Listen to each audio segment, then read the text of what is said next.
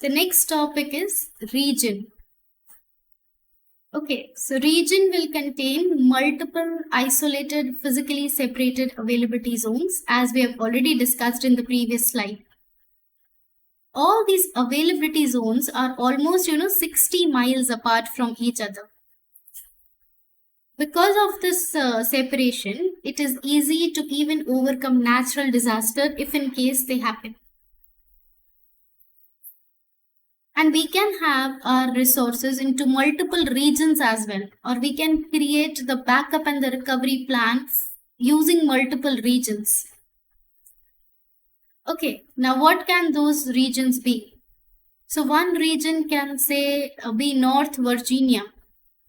Okay, other region can be Ohio. Other region can be, let's say, Mumbai. Okay, so these are all the different regions that we have. Still, there are many other regions as well.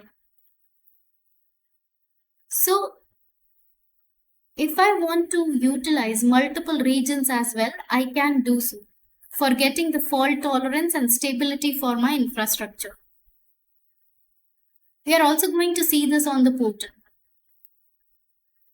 Services also depend. Okay, the scope of services are also different. Some of the services are availability zone specific.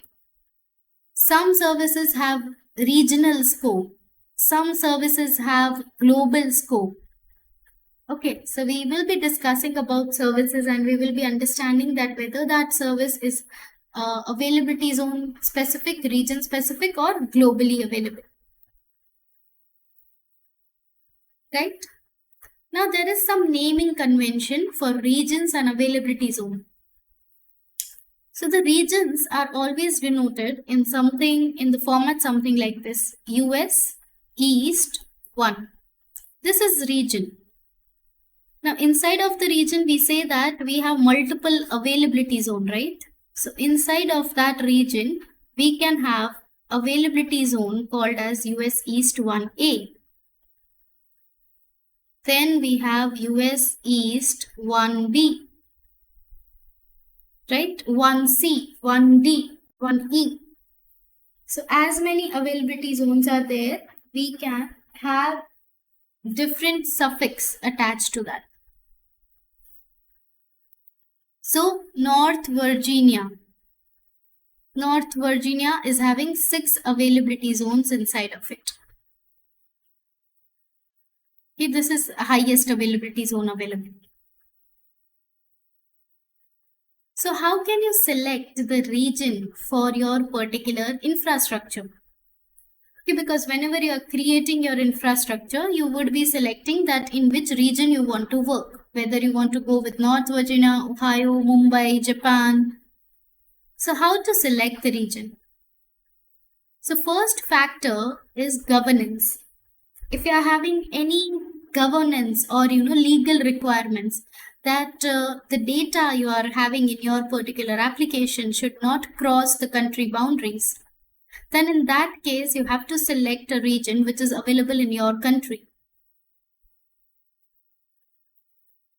The second factor is latency. If your customer base is there in India, then you should be selecting a region in India itself, right? So to avoid the network latencies. If you are selecting the region in US, then there would be some network latency that you would be facing. So it depends where your end users and customers are. Accordingly, you can select the region. The third factor is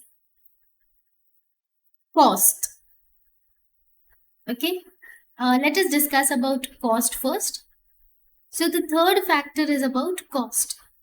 So according to the different regions, the costing of the resources would change minorly.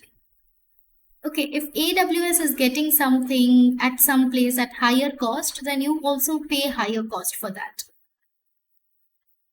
And the last one is about availability of the service. Okay, so when we talk about availability of the service, it means that all the services are not available in all the regions. Sometimes if you need a specific service, then you have to select that particular specific region where it is available. So these are the factors impacting selection of a region.